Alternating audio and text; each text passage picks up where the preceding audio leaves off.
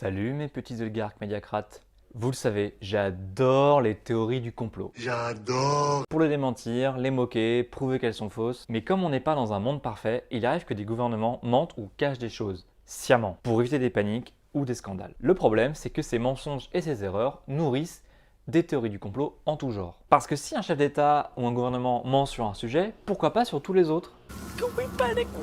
Bref, tous complotistes? Certainement pas. Mais je voulais revenir sur des mensonges ou des dissimulations qui donnent de solides arguments aux partisans des théories du complot les plus délirantes.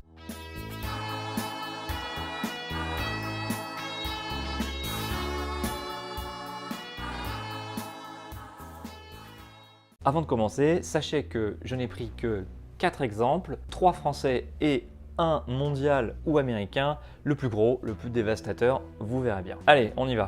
Le sabordage du Rainbow Warrior. On commence avec du tragique, une sale histoire de barbouzerie Un barbu, c'est un barbu. Trois barbus, c'est des barbouzes. qui s'est soldée par la mort d'un militant de Greenpeace, Fernando Pereira, photographe, revenu chercher du matériel au moment de l'explosion du bateau. Explication. La France faisait à l'époque des essais nucléaires dans le Pacifique, sur l'atoll de Mururoa, et ça ne plaisait pas trop aux voisins, appelés néo-zélandais, ni aux écolos, dont Greenpeace. L'ONG prévoyait donc d'aller sur Mururoa avec son bateau, le Rainbow Warrior, pour, dans le meilleur des cas, empêcher les essais nucléaires, et dans le pire des cas, dénoncer et faire chier les militaires. Sauf que l'État français, François Mitterrand, président de la République, et Charles Hernu, ministre de la Défense, autorisent les services secrets français à s'aborder le navire de Greenpeace. Une démocratie qui s'aborde le bateau d'une ONG. S'ensuivra une crise diplomatique entre la France et la Nouvelle-Zélande, l'arrestation des poseurs de bombes, les faux époux Thuringe, par la police néo-zélandaise, un mandat d'arrêt international contre un agent de la DGSE, en bref, une grande réussite. Après avoir nié toute implication, la France reconnaît sa culpabilité le 22 septembre 1985 par la voix de le roi Fabius, le Premier ministre. Ce sont des agents de la DGSE qui ont coulé ce bateau. 2 jours plus tôt, Charles Hernu avait démissionné. La commande de vaccins contre la grippe H1N1. Avant tout, précision, les vaccins c'est bien et ça sauve des vies.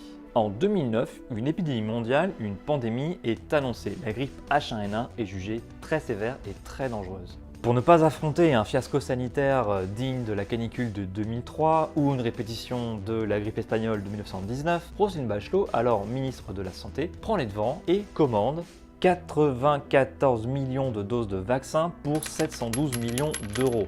Sauf que l'épidémie s'avère bien moins terrible que prévu et que tous ces vaccins sont inutiles. Bachelot arrivera finalement à récupérer une partie des sommes engagées, mais hélas pour elle, le mal est fait. Dans cette histoire, il s'agit plus d'une erreur d'appréciation, d'un excès de prudence que d'un gros mensonge ou d'un complot. Mais disons que ça n'a pas arrangé l'image des méchants laboratoires pharmaceutiques alliés aux méchants gouvernements qui nous font cracher de l'argent sans nous soigner. Ça va, je le fais bien? Exactement les conneries que nous sortent aujourd'hui les anti-vax à propos d'Agnès Buzyn et des 11 vaccins désormais obligatoires. Le nuage de Tchernobyl s'est arrêté aux frontières françaises.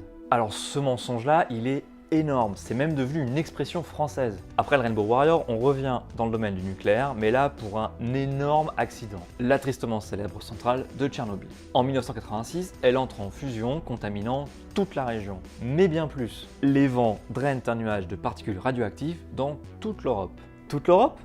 Non, car heureusement, la France était protégée par l'anticyclone des Açores. En France, l'anticyclone des Açores s'est développé. La météo affirme qu'il restera jusqu'à vendredi prochain suffisamment puissant pour offrir une véritable barrière de protection.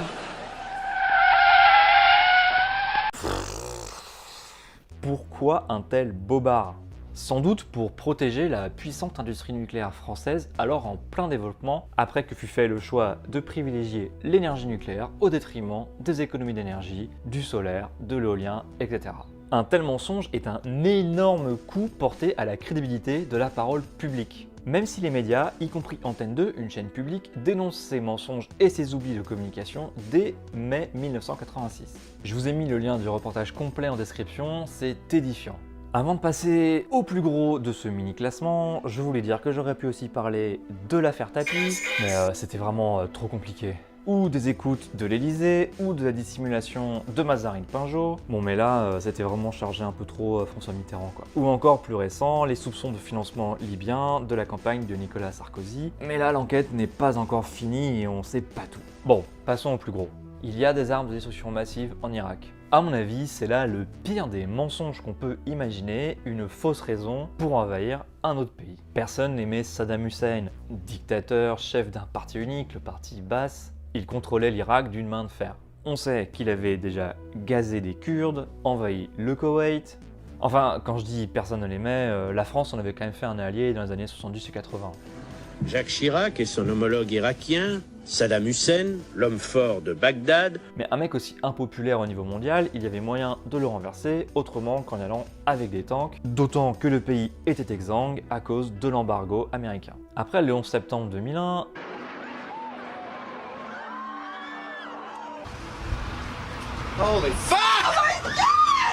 et l'invasion de l'Afghanistan pour en finir avec les talibans et capturer Oussama Ben Laden, super succès. Les yeux de l'administration Bush se tournent vers l'Irak, un des éléments de l'axe du mal. Alors est-ce que c'est pour le pétrole, est-ce que c'est pour faire tourner la machine militaire ou montrer au Moyen-Orient que personne n'était à l'abri d'une frappe préventive? Les États-Unis décident d'envahir l'Irak malgré des preuves très maigres. Des images satellites de camions censés être des laboratoires mobiles prouvés avec du PowerPoint très moche. Et une fiole de farine censée contenir de l'anthrax brandie par Colin Powell au sein même de l'ONU. Cette démarche mensongère sera hélas soutenue par Tony Blair qui finira sa carrière sur son naufrage politique et moral. Malgré un très beau discours de Dominique de Villepin, et c'est un vieux pays, la France d'un vieux continent comme le mien, l'Europe qui vous le dit aujourd'hui, qui a connu les guerres, l'occupation, la barbarie. Une coalition menée par les États-Unis envahira l'Irak et sera le point de départ d'un chaos indescriptible. Le premier domino qui fera tomber tous les autres, même si d'autres éléments y auront contribué plus tard, comme par exemple les printemps arabes. Si aujourd'hui des complotistes vous expliquent que Daesh est une création des États-Unis ou d'Israël, c'est en partie à cause de ce mensonge pour envahir l'Irak. Quel est le point commun entre ces affaires ? Eh bien, c'est que la presse a fini au prix d'enquêtes, d'interviews, de reportages par dévoiler tout ça. Parfois même, la justice a pu être rendue. Ces collusions, ces tentatives de dissimulation, ces mensonges, on a les preuves qu'ils existent. Ce que je veux dire, c'est que jamais un complot, qu'il soit d'État ou privé, n'aurait totalement caché.